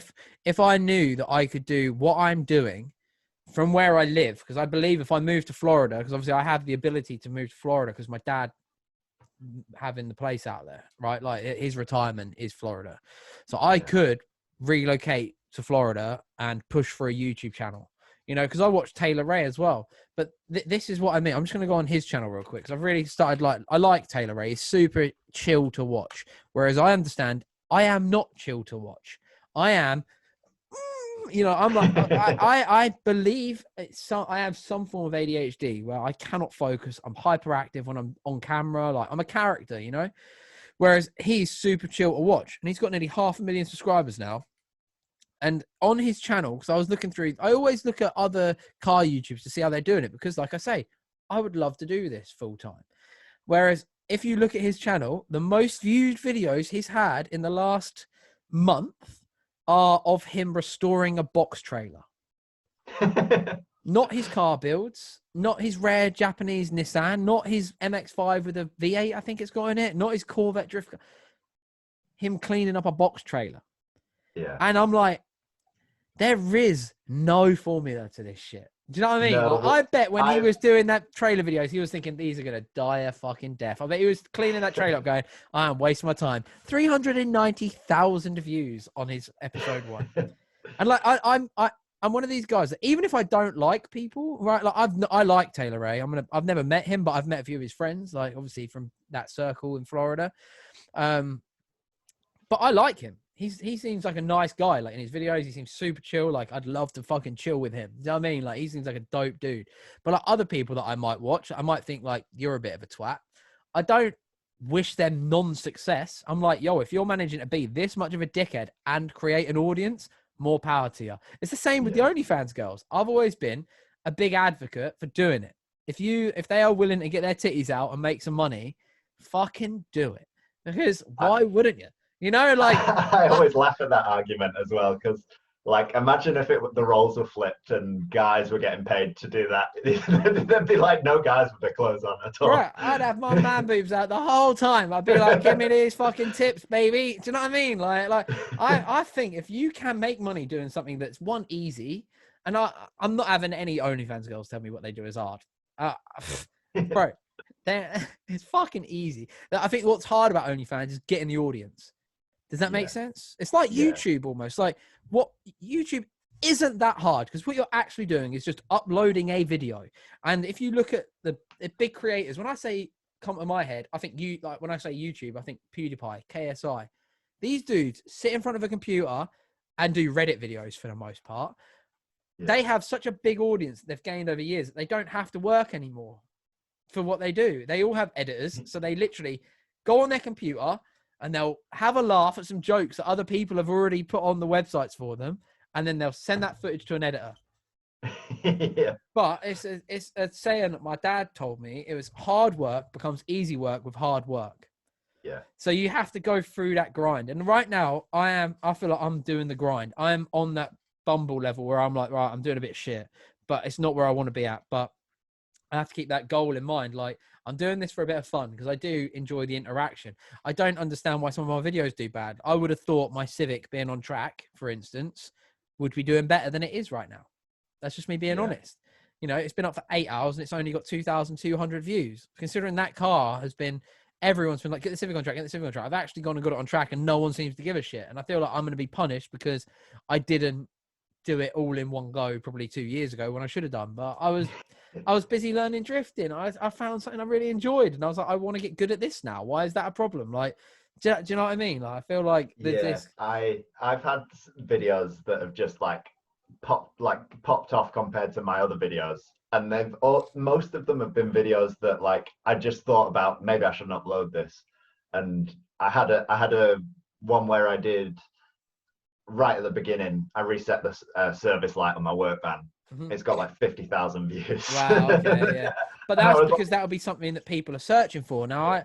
Because they'll be like, their work van will be dead, and they'll be like, how the fuck do I reset my service light? Do you know what I mean? Like, my big video I had was that Twizy one that I did, and it just so happened that I uploaded it when electric cars were becoming a big thing and F1 series was on, so everyone was searching for them two terms on YouTube. YouTube told me that. They openly told me that. They were like, that video's done so well because of this. Can you do more stuff like that? I was like, well, I build Hondas normally or go drifting. I can't do more electric Twizy videos. I don't want to either. But like I said, there's a formula. And if you're willing to go on that, then you can be successful. So I am going to be going back to doing like modified car features again.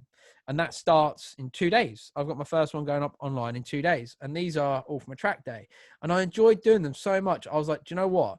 I'm going to bring them back. So I've contacted a few other people that I think I'm only doing them if I feel like that video will appeal to a wider audience. Instead of me just finding a car and being like, I have to have a video doing one of these every week. Because at one point I was trying to do one car feature a week. So I was constantly trying to get a modified car video in. But now I'm doing it like, I'll be like, so I'll find like, I know it sounds cringy, but I'll find a girl who's quite attractive with a nice car. And I'll be like, right, okay, let's try and get her on. You know, or I'll find a dude that's built this insane car. The same thing all of us do. You know, like you go, right, okay, this will work. And it's just like, if this works out, sick. If it doesn't, I don't care, because I'm not doing this to be famous off of this. This just could help the channel, you know? So my passion really relies in building my cars, driving the bollocks off them, breaking them, fixing them, driving the bollocks off them, breaking them. Does that make sense? Improving on them, getting new wheels. Everybody does that. Yeah. Really, but realistically, you've got Adam LZ and TJ Hunt are two of the people that really profit off that. You've got Dustin Williams, is his name, in America. Absolutely smashes it. He builds some fucking sick cars, mate. Like, did you see that Millennium Jade R35 GTR? That thing is so I've been watching his S2000 build recently, and I'm just like, man, he literally just bought the Spoon catalog, dude. I was like, think how much capital you have to just go to Spoon and be like, I'll have everything. that I don't even want to think what that bill would be. That's got to be 100,000 upwards of a full Spoon catalog for one car. And like, I'm just like, imagine being in that position. But I don't like to hate. I don't like to sit here and be like jealous or like, oh fuck them, they don't deserve that. Because like, I want to be in that position one day, so I don't want people to feel like that about me. Do you know what I mean? Like, you don't know the struggle that they've been through to get there. You only start to notice them when they're at the top. You know what I mean? I know what you mean. I think as well, like when I first started Heavyset, I had a very hostile mindset like that. Like it was, everybody was competition. Yeah. I agree. When I was 621, I only 621. That's exactly what I used to be like. That was like, I was everyone's competition. I'm not friends with anybody in this game. Do you know what I mean? Yeah. And it's so counterproductive. Like it gets you absolutely nowhere. And it took me so long to realize that like actually working with people and like being friendly, it gets you so much further. So much further. Like, it's just unbelievable. Like, and what I also realize is there is enough business out there for everyone. Like, that's what I've realized. And I feel the same way with YouTube. There is, like, with me, like, I want some new car YouTube to watch, but I kind of, at the minute, I just kind of want to watch drift guys building drift cars, because that's what I really like. You know, I like seeing Sylvia's being put together. I like it, and that's what I want to watch. I don't want to watch everybody. Like, I don't care if someone's building a Focus or building a Clio, or I don't care. Do you know what I mean? But things I do like is track day videos. I watch the 200 brake horsepower club that Driftworks are doing at the minute. I love them videos. Like, just a group of dudes that have been doing car stuff forever, that have all bought and built 200 brake horsepower cars and go and smash them around track. I haven't watched those yet. Oh, they're so much fun, man. Like, because do you know, it makes me, because I've obviously been in a situation where I've been able to drive some insane cars, but going out the other day in my Civic just was like, I don't want anything else other than this. I was like, this makes me happy. I don't need to. I've always wanted to build an M3 track car. And I think that's why I started to resent the Civic during the build, because I was like, the amount of money on this, I could have had an E92 M3 manual and be making this into a track car. Do you know what I mean? And like, that's just part of being a car guy. Yeah, you always want more, don't you? Yeah. But then obviously being able to buy an M3 and have it on the road as my dream car on the road, I'm like, yeah, this is perfect for what this does for me. But like the Civic out the other day, chasing around the bigger power cars, I was just having the time of my life. And I was just like, I know my rev matching shit. I haven't driven a manual car in fucking years like this. Like, I know I suck at track days at the minute. I know my braking is terrible. I know my lines probably aren't even that great. But I am having the most fun I've had in ages. And now I've already booked another track day for December, which will be my first ever wet track day. So now I'm looking at trying to find another set of wheels that will go over my brake calipers that I can buy a decent set of wet tires for, just so I can like go and experience a wet track day and not be terrified with the summer slicks on it, you know, like, so but yeah, like YouTube's a hard one, man. Like, I thought, like, because of the views I had during lockdown on my story time videos, that they were getting the views I want, over 10k video, like, and over 10k views a video, and every single one apart from one did over 10k. I then uploaded one recently, And I think it was the first one in 4 months I'd uploaded, and it did 4K. And then I had to take it down because I called a guy's girlfriend Flumpy, and it made me feel bad. I was like, I need to edit that bit out, and I can't work out how to edit it on YouTube. So I've kind of just kept it down at the minute. Like, I'm really happy with the video itself, but I don't like the fact that I called this girl Flumpy, because I was like, there is a way of going in there and taking like a section out. yeah, I need to learn how to do it. I know you can because I've done it before, but I can't remember how. So like, I basically call this girl Flumpy, but then I realized like I was taking the piss out of her other half, who's a piece of shit basically, and like I was making it funny, and I called her Flumpy, and I was like, imagine if he like beats her or something, and then she sees this video online of me calling her Flumpy, and it just makes her day even worse. Do you know what I mean? I was like, Yeah. I had like this whole meltdown of like, I was like, oh no, I have to. Scenario, yeah, I was like, I just got to take this down because I don't want to hurt this woman. Like the guy, I don't give a fuck about. He's an absolute dickhead. But like the girl, I was like, she did nothing to deserve this other than being in a relationship with this guy. Like, do you know what I mean? So I was like, I just need to cut that little bit out, and I think I'll blur his face. But at the end of the day, like, it's just a funny video. Do you know what I mean? Like, and I need to get it back online because it was funny. And I would love to do more stand-up comedy style videos, but if they're only going to get 4K views, I'm like, well, does that harm my channel? You know, whereas like the other, yeah, it's a difficult but even one. my car videos, like new parts for my Sylvia, has only got 4K views, and I'm like, I don't know what I've done wrong. And maybe it's how long the cars have taken to build, but that Sylvia one was completely out of my hands. Like, it's not been my fault. I think the only way to do it is just make what you want to make and stop. You can think about it all day long, and you'll just 100%. never figure it out. Like, I think the reason my micro videos did so much better than anything else I've ever done is because when the micro was the first car that I modified since I I basically gave up cars for a year. I just didn't have anything to do with them really after Heavyset. And then the micro was the first car that I built after everything. And I was like, right, I could go out and buy. I had the money basically from selling the pizza shop and stuff. I could have gone out and bought an R32 GTR, which is probably probably should have done because I would have made a shitload of money on it. But I was like, I'm just going to go out and buy something basic, and just like act like I'm 17 years old when I used to absolutely love cars and nothing stressed me out. It was just all good fun and have a laugh. So I went out and bought the micro, and I was like, I'm going to turn it into a track car because nobody would expect me to do that. So yeah, of course. Yeah, and I think that those videos just did so much better because I was so enthusiastic about it, and I was like really into it and just loved what I was doing at the time. And it was just like I wasn't stressed out about it because I was just having fun with the car, and it wasn't like draining all my finances or like just it wasn't a financial pressure or anything like that. I was just enjoying it. I was doing track days in it. It was surprisingly quick. I didn't expect to do as well as it did. Yeah, definitely. But you're living the dream with it. You're having fun with it. I've just had a comment from another dickhead on you. This is the problem with YouTube, man. That everyone's allowed to comment on it. Like, do you know what I mean? Like, I feel like you should have an IQ test, whether you're allowed to fucking have an account on YouTube. This guy just put you need a K20 supercharger in your EG, and I just put, well, I was keeping up with all these fast K20 Type Rs. I don't think it's my car that needs work. And he just put, well, you couldn't keep up with my mate's Radical.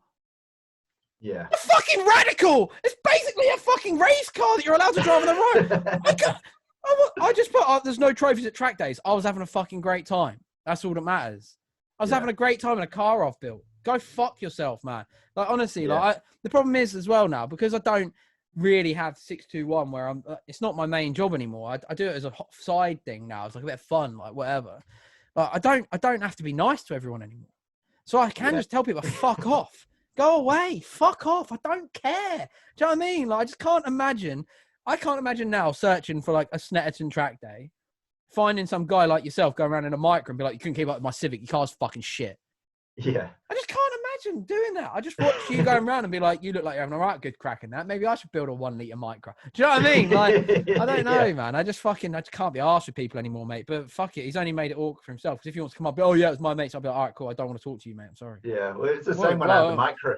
It was like, oh, why don't you put an SR20 in it? I was like, well, what? I don't need to. I'm having fun in it the way it is. Yeah. It's a bog standard 1.3 micro with some tires and coilovers. Yeah. And I'm keeping up with loads of other stuff on the track that has like 5 times as much power as me. It's like, yeah, it just doesn't make sense. Like, as long as you're having fun in the car, it doesn't matter what you're driving, does it? Yeah, So, I know, man. People just love to put their fucking arsehole opinion in, but that is just part and parcel of the internet. And I'm lucky that, like I said, I feel so lucky that I'm as old as I am, and I got to grow up with the internet and have this almost protective shield over me. Does that make sense? Like, because I can't imagine being like an insecure 18-year-old boy like I used to be, just not and knowing having what to was before. and just having to deal with this shit without already being hard coded by modern warfare fucking lobbies and car forums where everyone hates each other and fucking, and YouTube where you grow up and people you'd be, oh, you're fucking nonce. I had one guy when I just started YouTube going, you got fucking overbite. I'm sick of looking at your face.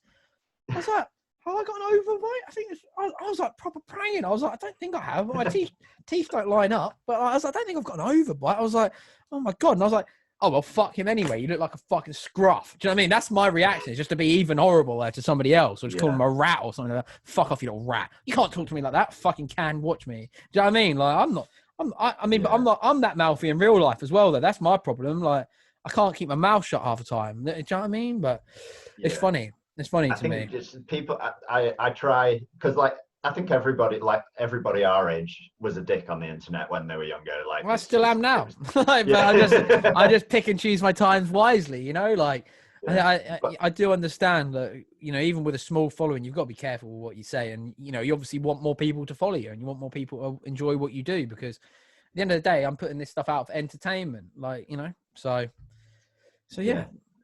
And I think like I the way I do it now, like since I'm thinking a bit more clearly, is I try not to say anything that I wouldn't say to somebody in person. Like I interact with people on the internet the same as I would if I was face to face, and if I wouldn't say it to their face, I won't say it online. Whereas I feel like when I had Heavyset, I really went out of my way for this guy. One time he had an EF with a B16 in it, and one of his hoses burst, and we were going to Jap Fest the next day. So I drove to Manchester to drop them off for him, which is like an hour and a half away from where I live. And yeah, drop them off so that he could get his car up and running and go to Jap Fest the next day. I didn't charge him anything for delivering it. I did it just purely out of just to help him out. And yeah, ever since that day afterwards, he would comment on everything that I posted on the Heavyset page, just giving me shit, saying, "Oh, your parts are made in China," and all this crap. I was like, well, everything's made in China. Find something that isn't. And like, see, I had one, not they didn't have the same outcome as that, but I basically had a guy's dad ring me, and he was like, my son sent me a website because he wants a status seat for his car. Yeah. And I was like, okay. He's like, the only problem is his birthday is literally in 2 days. And I was like, well, I'll tell you what, if you buy it right now, I'll chuck it in my van and I'll drive right to you right now. It was like 4:30 on a Thursday, I think. So there was no way I was going to get that seat to him in time unless I drove it there. So I drove to Kent, which is about an hour and a half from me, 2 hours in a van in rush hour traffic. So probably 2.5 hour trip there. Dropped this seat off. Very happy. They were all so happy. Like, they thought I was the fucking tits. I was like, cool. Like, and I was like, if he ever wants another one, let me know. I'd love to supply it. You know, like, I only do delivery for a tenner, so sound like whatever. And then I get the order through for a status seat from one of my dealers that was selling status seats to go to this guy's address. And I was like, he went and bought a second one from someone else. I was like, what? Like, why was my service not good enough? Like, I don't. And I've realized a lot of it is that a lot of people don't want to buy from someone the same age as them, especially if you're younger. You want to buy from a motorsport place, you know, and be like, oh yeah, I got all my stuff from this place. And like, I think because of 621, I was doing Honda stuff and he didn't own a Honda. So maybe he didn't want to buy directly from a Honda brand that's known in the Honda scene. Like, and I was like, all right, cool. We'll just have to kind of work with it. And I still sold the seat. I still made a bit of money, but nowhere near as much as I would have done if I was selling it. Does that make sense? And I was like, just felt a little bit sour to me. I was like, wow, I wonder what I did wrong with that guy. Do you know what I mean? Like, I wonder what I did that pissed them off, that didn't want to buy from me again, especially considering I drove 4.5 hour round trip to drop this seat off on a night where I could have been out with my girlfriend. You know what I mean? At the time, it got to me so bad when that happened as well. Like, it literally ground on me for months because like I'd gone so out of my way to help this guy out, and then he was just hurling abuse at me. And I eventually just messaged him directly on Facebook and was like, have I done something wrong? And he was like, no, I just don't like, I was like, have I done something, like, did I say something to you that's upset you? And he was like, no. And he was like, you're just making all this shit that everyone else makes. And I was like, yeah, but I've driven all the way down to deliver this hose kit to you out and not charge you a penny for it. And he was like, yeah, no, I appreciate that, but yeah. And then I was like, so what's the problem? And he was just like, no, oh, nothing, I'll stop commenting on it. And then 2 months later, he's at it again. Oh, mate, I have a very, I mentioned the Scottish guy earlier, a very similar thing where I even messaged him after he was kicked. I was like, what have I done so wrong? Because he was a customer of mine before this. Like, he'd bought parts off me and was like, thank you for the great service, mate. And this was his friend that had the problem. It wasn't even him that had the problem. And he used to say exactly the same thing. Well, your parts are just made in China. I'd be like, well, they're not. They're made in Taiwan. I was like, so you're wrong there instantly. He was like, oh, you're just getting this shit made in all the same places with the other trucks. I was like, no, I'm not. Like, the brands that come out of this factory that I make my coilovers in are huge. Like, they make OEM parts for Hyundai. Like, we're not talking about some crap shock company here. Do you know what I mean? Like, and like, it went fucking crazy. And like, every time I messaged him, he was like, I just don't think your coilovers have been developed properly, blah, blah, blah. And then I found out he's a farmer. What the fuck does he know about making suspension? And the set that he had, he was saying there was shit and there was something wrong with. Oh, we're 2 years old on the set of a DC2 that he'd bought, but he didn't even have any faults with them. He just wasn't happy with how it went around track. But if you've never done track driving before, now I'm not going to preach to say I'm the best at track driving. I have a lot to learn still, but I understand basic car setup. It's your alignment, your brakes, and your tires are the three most important things. Then it comes to, your suspension when you're running and your what brand arms you're using and stuff. Like the most important things I've found is tire and brakes. You put good tires and good brakes on any car, you can go faster on a racetrack. Yeah. Simple as that. And like, I felt like I am being targeted because this car's not set up right. Because if they're that bad, why is my Civic so fast around track with me driving it? I'm not even that good. Do you know what I mean? Imagine if I did put somebody in it that was good and see how fast that car could go. Do you know what I mean? Like, so I feel like there's a lot to go with that. But I feel like we've spoke very negatively about the car scene. So towards the end, now coming towards the end of the podcast, like, let's talk positively about it. Because you did that video about positivity in the car scene, and what would you like to see out of it? What good stuff do you see changing, and how has it helped you? Like, how has the car scene? I think since I took a bit more of a back seat in it, I've seen a lot more of like a positive light and a positive side to it. Definitely since I got my MX-5, the MX-5 community is crazy nice in comparison to a lot of the other like groups and stuff I've been part of. And I think it's partially because like there's a much wider age range of people that own them.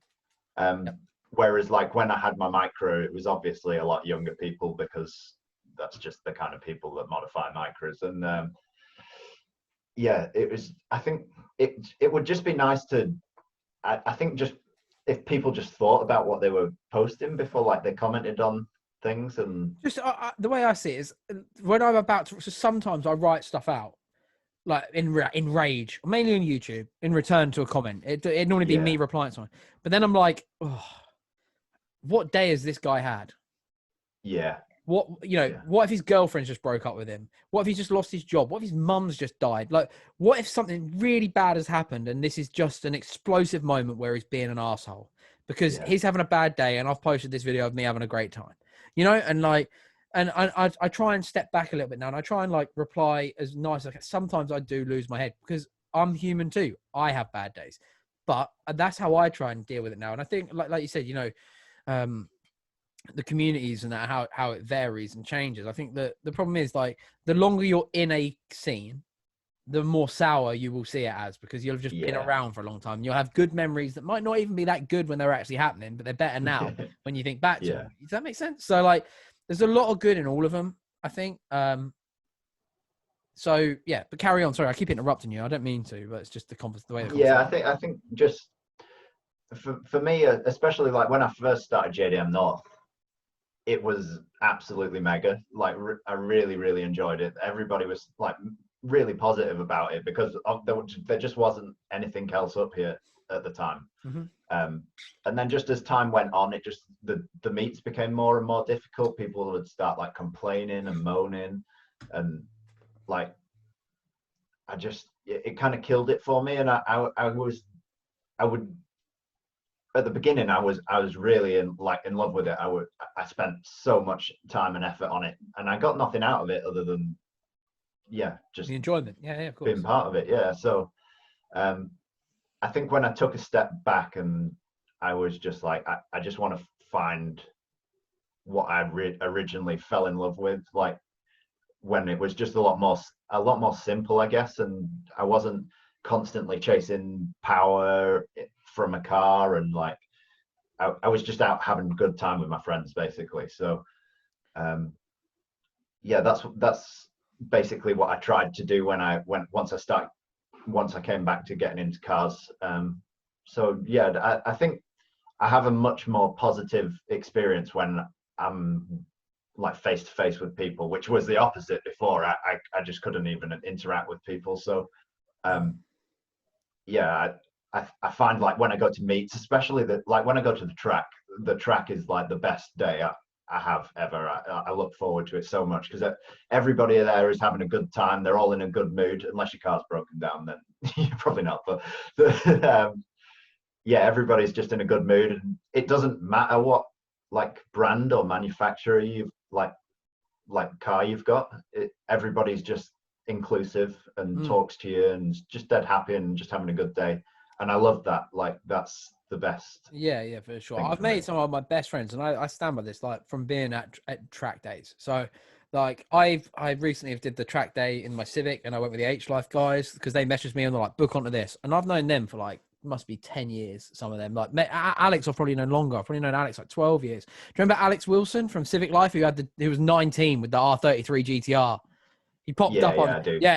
fucking Alex, mate. Like, I remember that because he used to work for an insurance company, so that's how he got insured on it. And it used to wind me up so much because I was like, I just want a fast Japanese car, like, you know what I mean? Like, I was like, how's this guy got one? Like, I can even remember messaging him going, tell me how you got that insurance. And he was like, I work for Adrian Flux. I was like, God damn it. I went with him, and I've known him for so long. And then like my friend Lewis and my friend Pete, even Pete, a local guy that I met through car meets and cars because we both had Honda Integras.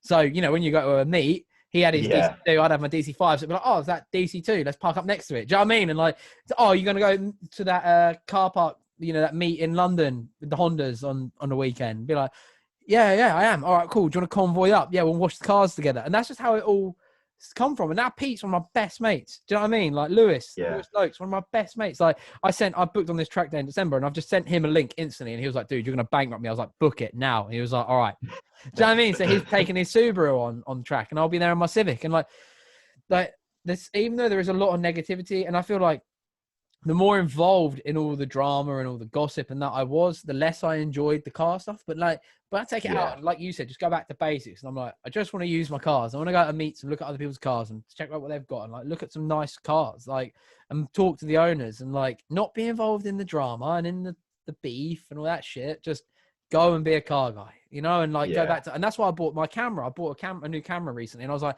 I just want to go back to what 621 used to be, me with a camera.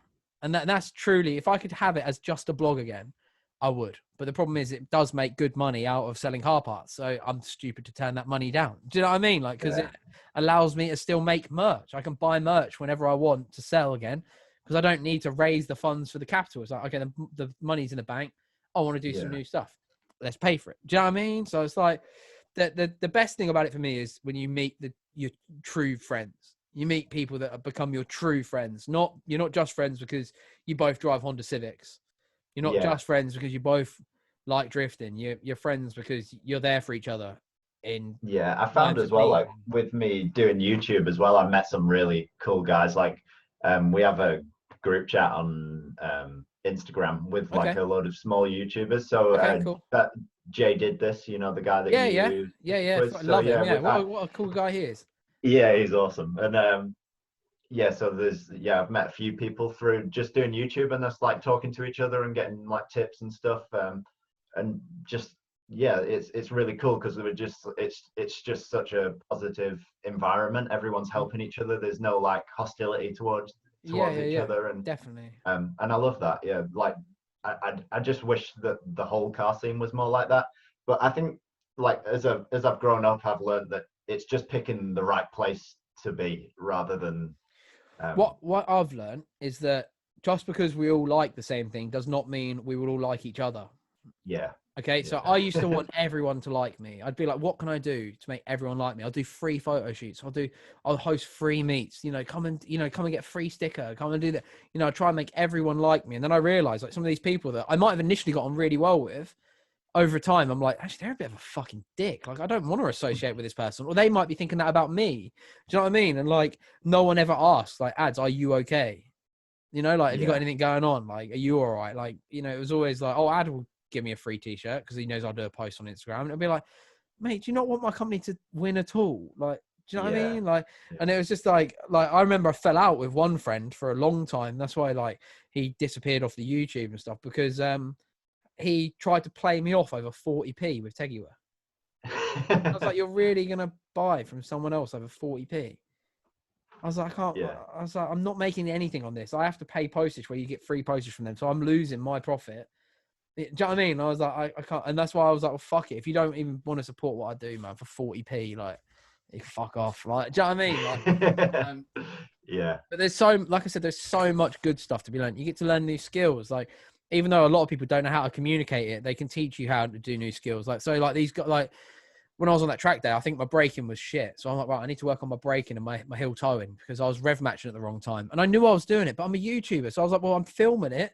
I can't go out and redo it. Now my car's broken. Do you know what I mean? So it was like, I just have to post it. And I know, when you're uploading something, you're like, oh, so many people are going to give me grief for this and not give me the benefit of the doubt. Like, do you know what I mean? Like, and it's like, I got that all the time when I did track day videos in my micro. Mm-hmm. And then people will be like, oh, you're not rev matching, or like, you're just not driving properly. Yeah, like, I just you don't heel or replied. toe. I tried to reply, I always replied like something along the lines of like, I know I'm rusty at the minute. I'll get there. Yeah. Do you know what I mean? Like, fucking hell. I'm like, well, I'm 6'7" and I'm driving a Nissan Micra. Like, yeah. Did not think the physics about that. Yeah. My knees are wedged against the steering wheel. I physically cannot heel and toe. yeah, definitely. It's brilliant. Like, I think it's great. I don't think there is so much good to be said with being into cars and modifying cars, but I feel like there's a fine line you walk between being involved in the car community and being involved in what I'd class as the car scene, which is the car scene is where all the bullshit lies.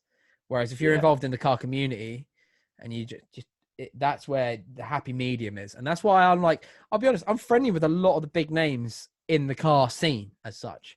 I get on really well with them, and we'll have conversations. I'll be in their DMs, I'll be in my DMs, we'll be chatting, we'll be having a laugh, we'll meet up at shows.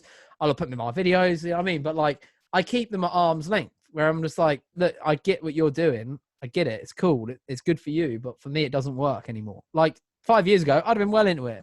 I'd have fucking loved it. What beef's going on? Fucking hell. I'm going to put a fucking post up. So people, but now I'm like, do you know what? I just want that happy life, man. I just want to like know where I want to buy some parts for my cars and go and fit them and go on a road trip, or I want to go on a track day. Like, the problem for me is that I genuinely do enjoy a road trip or a track day more than a car show.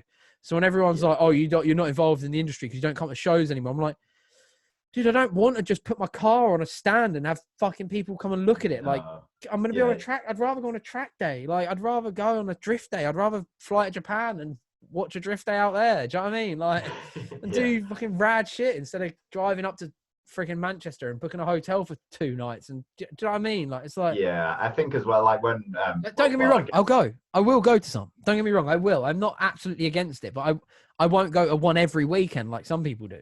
I think when I was running Heavyset, I just like was so submerged in that whole car show thing, and it wasn't really me. Like, I enjoy car shows now and again, but I didn't really want to be going to a car show like 5 times like a month. Yeah, to 100%. sell stuff. And if you have a partner as well and they're not into it, it makes for very awkward weekends sometimes, because they're like, well, what do you want to do? I'm like, well, I'm going to this car show, but I know you don't want to come, so that's why I didn't ask you. Oh, you didn't ask me because you don't want me there? No, I just know you're going to hate it, so why would I? You know what I mean? Like, it was like, it's them growing pains of becoming an adult. And I'm like, you're 32, I'm 31.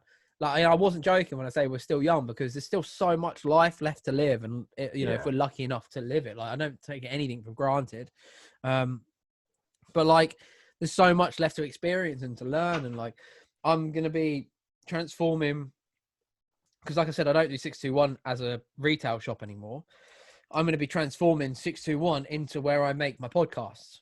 And I'm going to have it turned into an actual like room. It's not going to be like a studio, but I'm going to slowly invest in all the stuff to turn the podcast into somewhere that like you could come and sit with me. Yeah. Like you'd see on a proper podcast, for instance, and it would just be in a Zoom call, you know, and it'd be that sort of thing where I'm going to try and not just have it about cars. I will have car talk like this and like, but like, that's why I asked you more about your personality disorder you said about, because I'd love to be able to hear more about that, because it's like, I don't want to just talk about cars. I love talking about cars. I love that cars bring people together, but I want to know everyone's story, you know?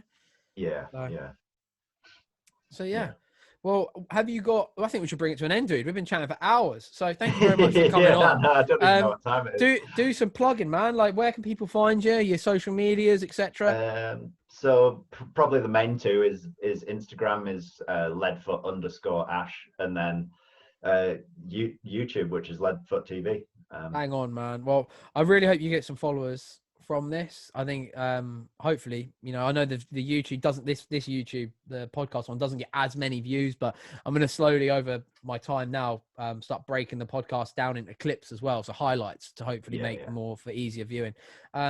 If any of you out there want to follow me, it's at Adam Ivel, my YouTube channel Adam Ivel, all that sort of good stuff. Please subscribe to the podcast channel, though. It means a lot. Like, the podcast is something I really believe I can push on and have something great with and get some really cool guests on. So Ash, you are one of those. I really appreciate you being on with me, dude. I'm going to say thank you so much, and we're going to end the recording here.